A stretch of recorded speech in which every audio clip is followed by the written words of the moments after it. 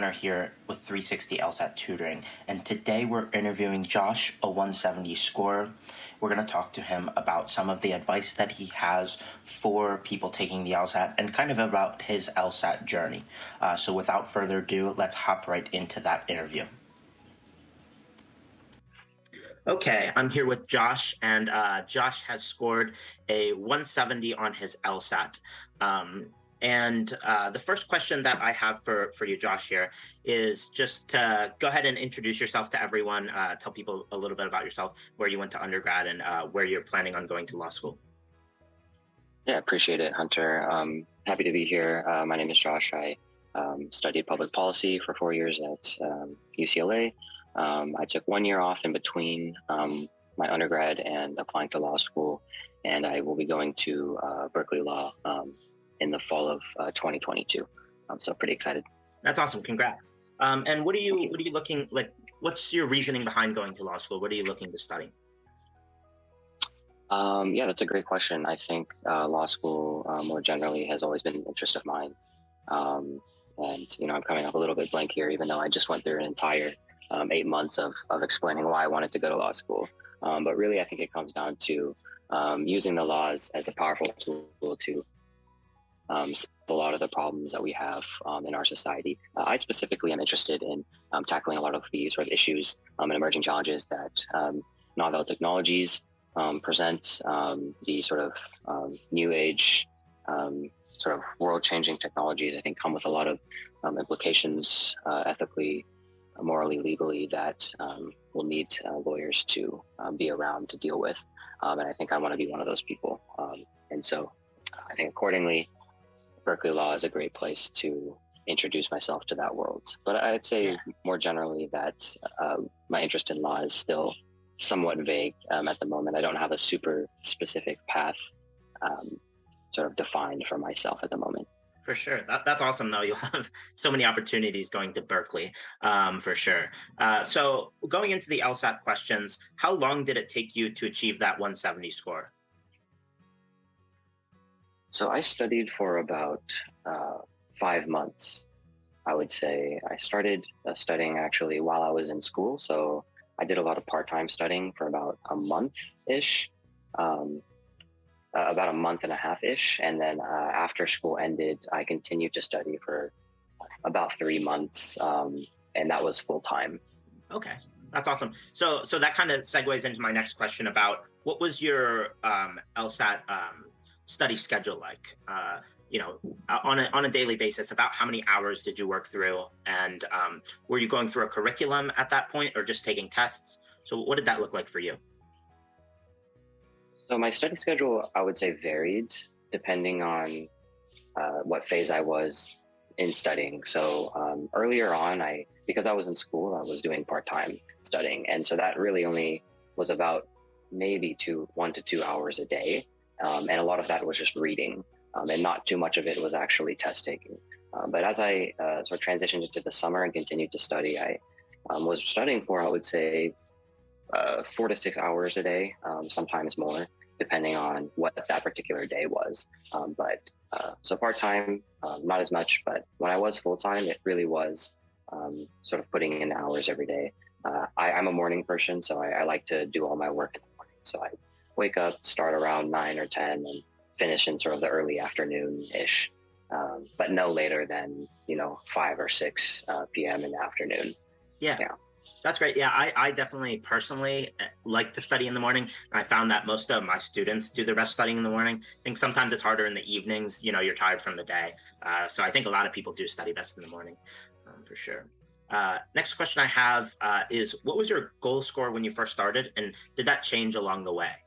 So as an example for me, my goal score when I first started studying for the LSAT was 165. And then I got to around that range and I decided, I think I can do better than this if I really put my mind to it. So what did that look like for you? Yeah, my goal score, I think coming in was leniently a 170 in that area. I was careful not to put too much pressure on myself in terms of setting a specific number that I wanted, because I had no idea exactly how good I was going to be at the LSAT, how how things might have turned out. So I didn't want to put some sort of arbitrary benchmark on myself, just based on, where I felt like I needed to score to get into the schools that I wanted to get into.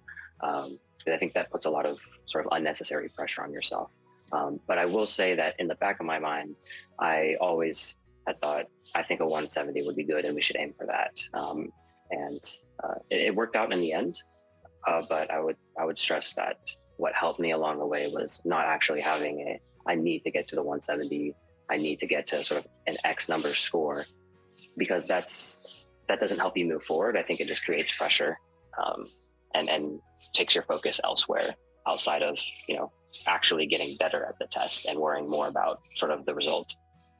I really like that point, actually, because people, when you first start studying, it is so easy to just put an arbitrary number out there, and you don't even know how well you're going to be able to do. You don't know how long it's going to take to get to that number. So I think not having a specific number can be really good, because you're right, you reduce that stress of oh, I have to hit this number.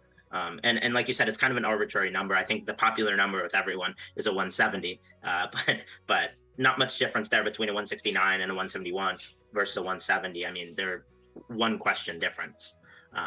So I definitely, I think that makes a lot of sense. And as far as your 170 goes on the actual test, were you taking practice tests and scoring around that score before your test, or were you scoring higher or lower than that? What did that look like for you? Yeah, so I was scoring pretty much exactly 170 in terms of averages. So some days I would be at a 172, 173. Some days I'd be at 168. When I started taking my practice test, I didn't start taking my practice test until about at least 3 months into studying. I still had not taken a full-length practice test. So I actually, when I first started taking my practice test, I had a lot of the concepts down. And so my first test was, I would say, quite a good simulation of how I might have done on the actual test. I wasn't still trying to learn how the test worked on my first practice test. Like, my first full length practice test was really the first simulation. And so I think my first practice test, I scored a 174 or something. And then by the time it was my last practice test, I had scored I think like a 169 or something. So I didn't really score outside the range of about a 167 to a 178. I didn't score anywhere outside that range, really. Because the practice tests that I took were so late into my studying, that it really was a good sort of predictor of how I was going to do. And if I went and I looked back at my sort of data, the average actually was basically just a 170, 171-ish. So I did pretty much how I was testing. Okay, yeah, I bet that was a wild feeling. I know, because I think that's not the common thing, for people to just immediately. Obviously, you had studied a bunch before that, but take their first practice test and see that score like in the 170s. So that had to be a great feeling when you saw that.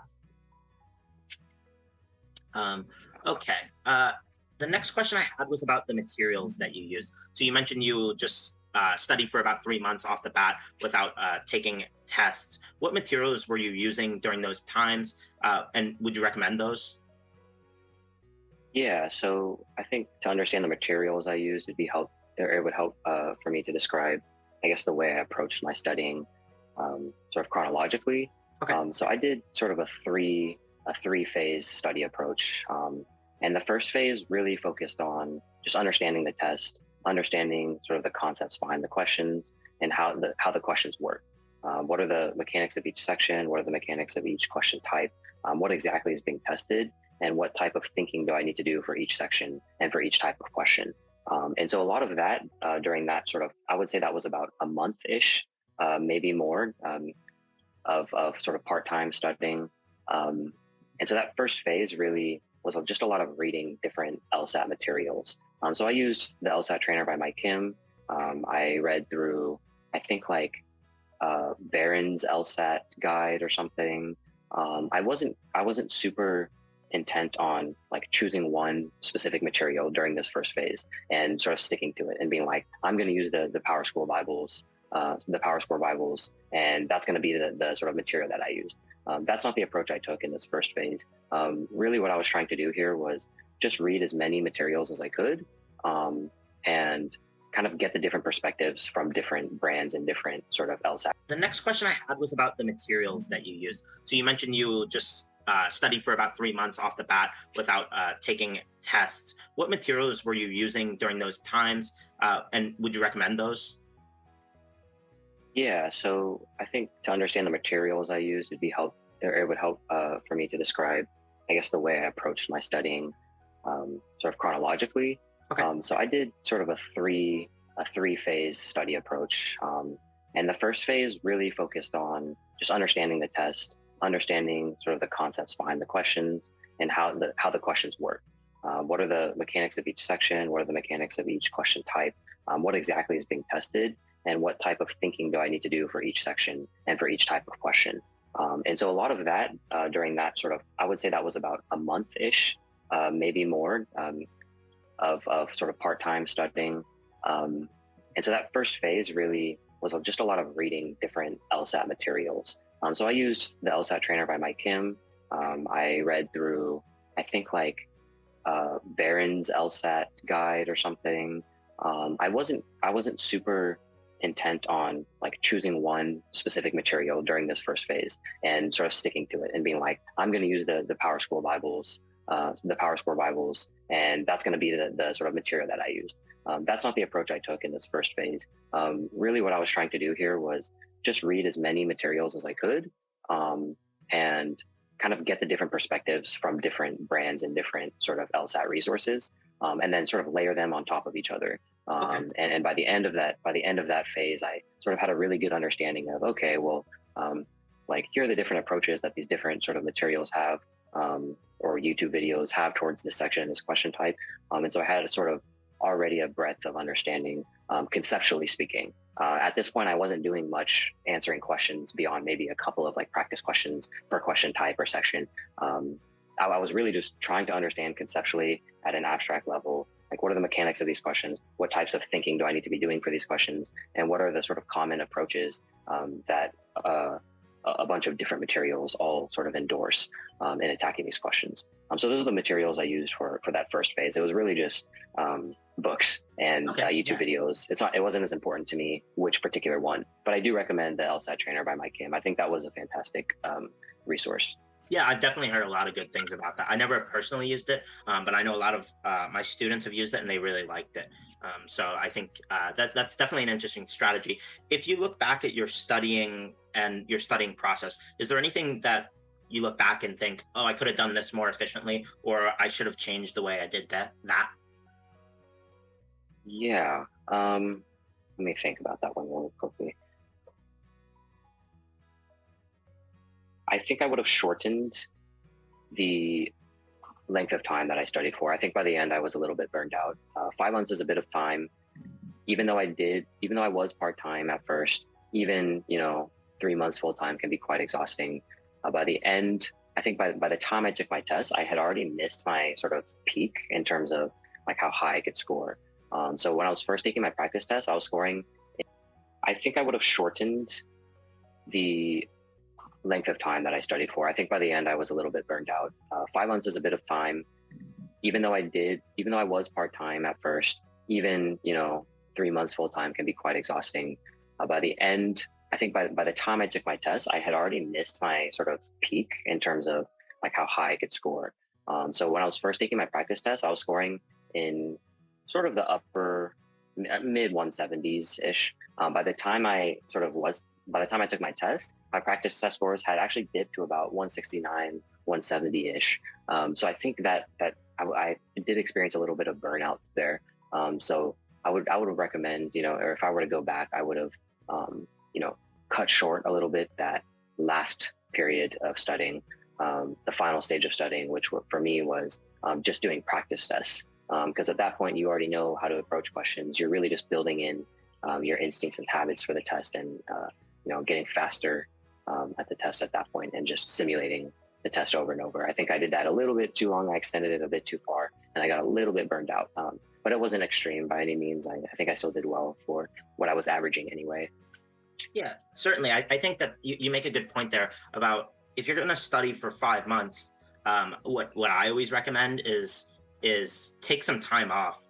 It's hard to study for 5 months, so you can do like you did, or like you recommended, and take a shorter amount of time, or you could take a longer amount of time and just take some time off here and there. And I think that's really important to do. I know I experienced the same thing probably around the same time. Was you're just studying for so long, and I know a lot of people prior to the LSAT don't experience burnout, so they don't really know what it is. Um, but the LSAT can definitely do that if you're studying for really long periods of time with it. So I think my recommendation would be, like you said, if you're able to, and if you're at the score you want to be at, maybe shorten the time. If you aren't at the score where you want to be at yet, then put in some breaks and plan that out for sure. Um, the next thing I wanted to talk about is, do you have any specific advice on any of the sections that really helped you on either logic and reasoning, games, or reading that you think may help other people? Yes, Kind of I a think general question there, but anything that you think stuck out to you as a big as something that really helped you? yes, I think for me and probably most other test takers, logic games is the most difficult at first. But if you ask, I would say most everyone who scored it above a 170, they'll say that by the end of their studying period, logic games is actually the easiest, and that section is almost sort of a given -0, -1 section for them. And I think it's just because growing up, no one has really ever done logic games. It's not part of like a homework set that they have to do. It's not really part of any school curriculum. So our minds have not been sort of trained to do that type of thinking yet. So that's why it seems really hard at first. But actually, once you get enough repetition and experience with it, you actually get quite a bit better. And so for me, in understanding that, my advice would be, logic games is all about repetition and building in the instinct and building in the habits of thinking that is required to do well in logic games. And so that doesn't mean so. And so I think, logic games, like from afar, you might think, oh well, the only people who are good at logic games are the people who are sort of quote unquote naturally smart, or very kind of the genius type. But that's actually not true. It's logic games can be cracked really just through repetition. And doing logic games consistently and every day, and not taking it too seriously. What matters here is the reps, the amount of sort of reps that you can do over a long period of time, because it's that repetition that builds in the sort of required way of thinking, and those habits and instincts that create speed and comfortability by the time you actually take the test. So what I did for that section was I basically just did a section of logic games like every day, and then I would just review that. And it wouldn't be a big deal. It wouldn't be like, oh, I did terrible in this logic games. I wouldn't beat myself up over, doing terrible in a section, because that's not the point. The point is to do it every day, to get those repetitions in. And by the time you're taking your test, you're just so familiar.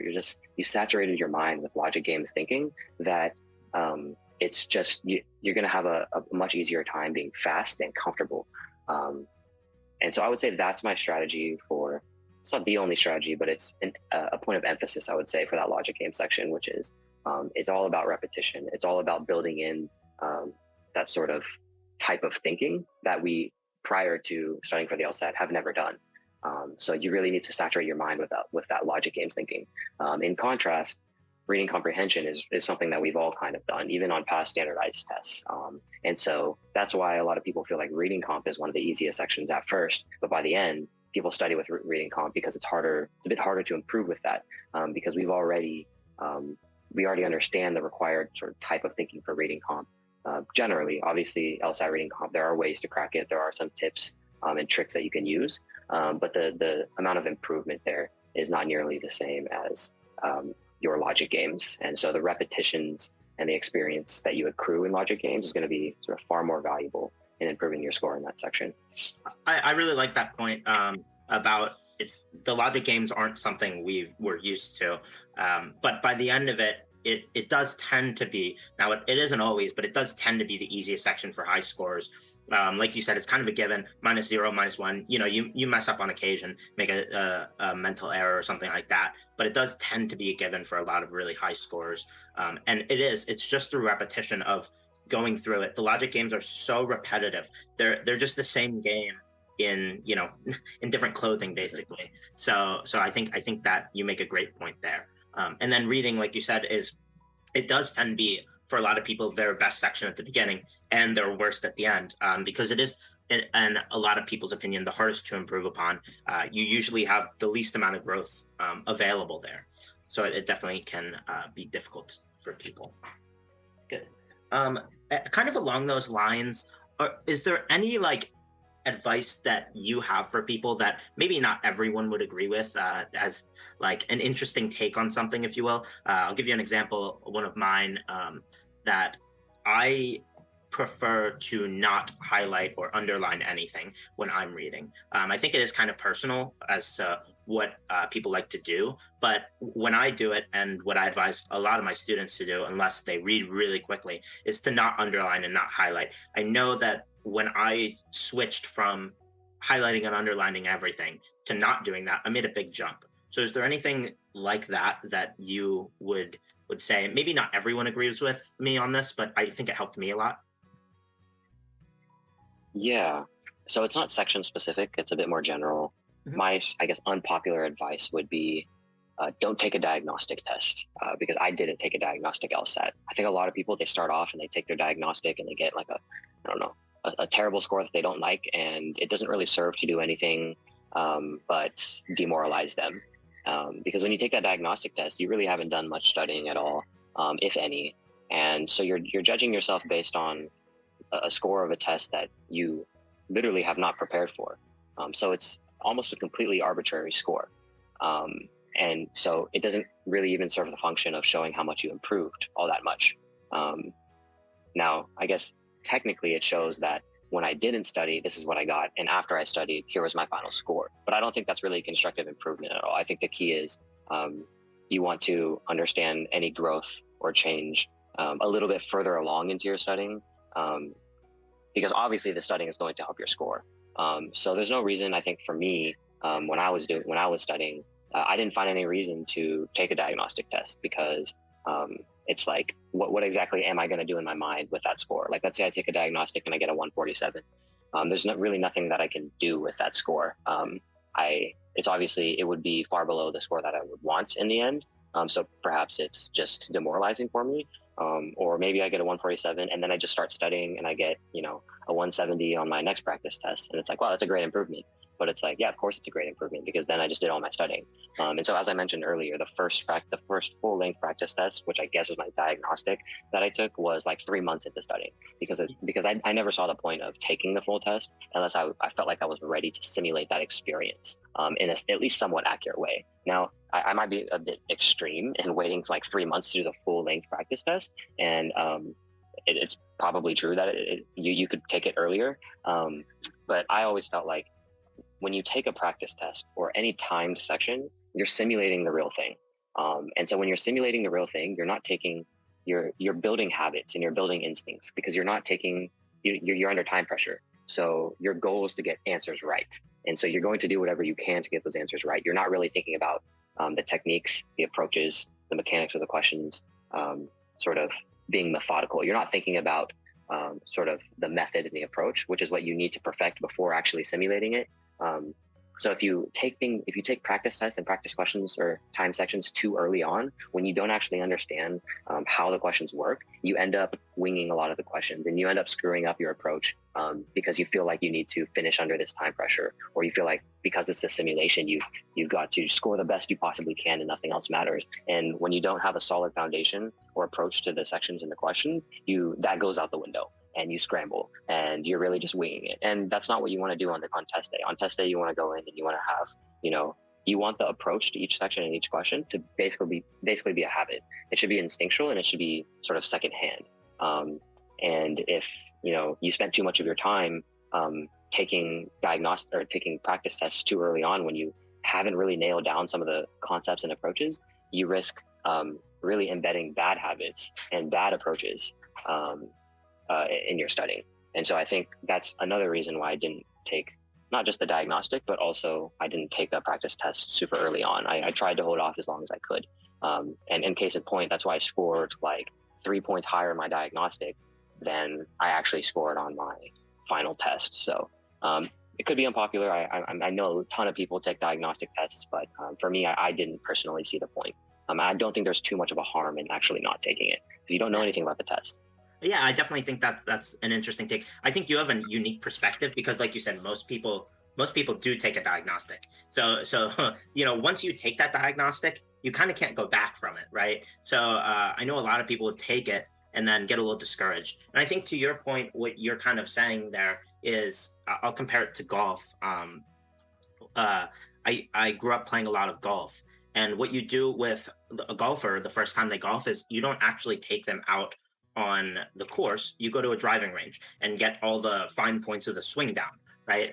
Kind of like you said, if you go out and play a round of golf, then you're just kind of develop bad habits. But on the driving range, you can really fine tune your swing and develop good habits so that the first time you go out on the course, you have those good habits and you're not going to deviate from them. So it seems like an apt comparison to kind of what you were describing there. Right, right. That's a perfect analogy. Okay, one of the last answer or questions here. Um, did you have a pre-test routine? So is there anything that you would do every time before the test, or did you just go before you take practice tests and then also before you did the actual test, or did you just go right into it, no routine or anything? Yeah, that's actually a fantastic question, and it gets to, I would say, one of the most important things that helped me do well, um, and not just do well, but do get the score on test day that reflects the way I practiced, which is your mental state going into the test. I had a rough routine. It wasn't like to the T. I need to do exactly these things, but I before I took a practice test, I would meditate for like 3 minutes, and I just got like an app, and I would meditate for the 3 minutes. I would breathe, calm my mind, and then I would go sit down at my desk and think through a couple of main sort of approaches that I had been having trouble with, or sort of, let's say I had issues with flaw questions in logical reasoning. I would sit down, and right before I take my test, I would think, okay, logical reasoning, this is what we do for this section. Okay, I need to remember that for flaw questions, I'm looking to identify the arguments and support and the gap between them. And so just running through some things in my head. And so that was my routine. I think the key with the routine is, firstly, to be calm and to have a clear mind, but you don't want to be so relaxed that you're not poised and focused during the test. And so that's why right before I'm taking the test, my mind is working a little bit. I'm thinking about in a very abstract level, okay, here's the test. This is what I'm going to do for each section. And then lastly, I would tell myself mentally that my only burden in the with the test I'm about to take is to do the best that I can, and that there's no arbitrary benchmark that I need to hit. The goal in what I'm about to do is to apply the things that I've been studying for and that I've learned, and to do the best that I can. And I think that right there is a very, very good sort of, that's a very good approach to have mentally, because you're not putting stress on yourself. And it's true in that the only burden any test taker has to themselves and to anyone else is to try their best and to apply the things that they've learned and that they've been working so hard to study, and develop for themselves. And like binding yourself to a certain score and telling yourself I need to score this score right before you take a test is probably the worst possible advice that anybody could give. I don't think anybody actually does this, but some people might do it, catch themselves doing it accidentally. And I would say stop yourself there and tell yourself, no, like you should be totally happy as long as you try your best. And I think for most people, that tends to set them straight and tends to calm them and be like, yeah, you're right. Like, I'm just going to do my best right now. And it allows you to get rid of that external pressure and really just to do your best. So yeah, that's my sort of routine. Yeah, I think you make a great point there. Specifically, I think as it relates to that last part about you want to have confidence going into the test, and I think you're right about setting an arbitrary number is a dangerous game to play. So I think just giving yourself confidence and saying, okay, I can do my best. I'm going to do my best. I want to do my best, right? Is really good. I know it's something that so many pro athletes do, specifically if you look at goalies and pitchers in baseball, goalies in soccer and hockey. Those are individual athletes almost. They're a little bit separated from the rest of the team, and they have like a solid pre-test routine. So I think it is really common to have. A lot of people, you mentioned meditating. So many people meditate, get your mind in a clear state. The other common thing that people do and what athletes do is they'll visualize them, if they're a goalie, right, they'll visualize themselves making saves. If they're a pitcher, they'll visualize themselves having good pitching performance. So it's kind of like meditating, and it kind of gives that boost of confidence. So I think meditation, I think visualizing yourself, just having a strong pre-test routine can be really helpful. It's not for everyone, I don't think. Yeah, I think it's a great thing to try out and see if it works for you. Perfect. Uh, as far as last question, do you have any last tips for people as far as anything goes on the LSAT? Any advice that you would give just in general or about something specific? Yeah, I think it speaks a bit to my last point here, but the um, any test taker can study for, let's say you study for 6 months, and you work really hard. You have a perfect routine. You've built your life around studying for the LSAT, and you're, averaging in the high 170s, and you're feeling really good. I think the important thing, and the advice that I have is that your practice scores don't always and automatically just translate to doing well and getting that same range of scores on the test. You see on the Reddit, every time there's a test or a test score release, there's a ton of people who go on there and say, "Oh my gosh, I was PTing in the sort of 170s and I got like a low 160 score. Right? What's going on?" And I think my advice is that your mental state going into the test needs to be right. Otherwise, if you psych yourself out because it's quote unquote the real thing, or if you are too nervous, or even if you're too relaxed, you can get a score on the test that doesn't reflect the practice test scores that you've been getting. And that's the goal, right? The goal is to get a certain level of practice test score and then perform the same way on the actual test, because the test is so consistent that you can actually rely on that with the LSAT. And so I'll say that the mindset going into the test needs to be that yes, it's the real thing, and it's okay to recognize that it's the real thing, and it's okay to have a little bit of nerves surrounding that. But you should not psych yourself out, and you should not throw everything you just worked for and all of the sort of techniques and approaches and tools and tips and tricks that you've developed and learned. You should not throw all of those things out the window just because this is quote unquote the real thing. And I think that happens a ton. People freeze up when they first start, and like their mind is blank and they don't know how to and they don't know how to attack the test as if they hadn't studied for it before. And then when they get out of the testing room, they're like, "Oh my gosh, like that did not feel like any other test for some reason." And I think it's because people get rattled knowing that it's the real test, and they abandon a lot of what they've learned. And instead of treating the real test like another practice test, and just approaching it the same way, people either get too nervous or overconfident or psyched out, or hyped up for it, and they like take some other random approach just because it's like the real one. But I would say you should just approach the real test like any other test, and any other practice test.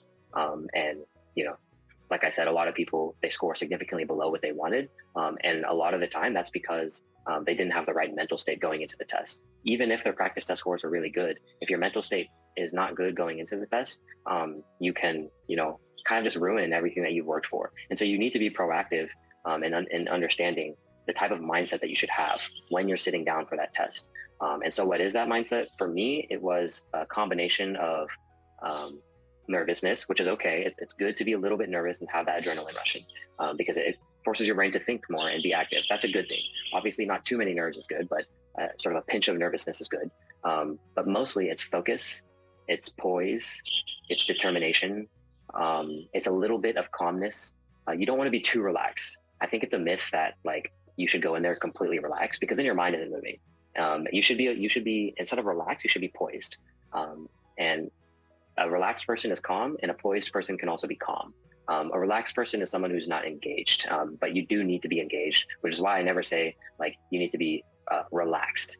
No, you need to be determined. You need to be poised. You need to be ready. It's like you need to be like an athlete before a playoff game, right? Like, to continue with the sports analogies, like if you're going into a game 7 of the NBA finals, it's like, you don't want to walk on the court and have your teammate be like, "Oh, I'm so just relaxed right now. I'm just like not really in it." It's like, no, you want them to be,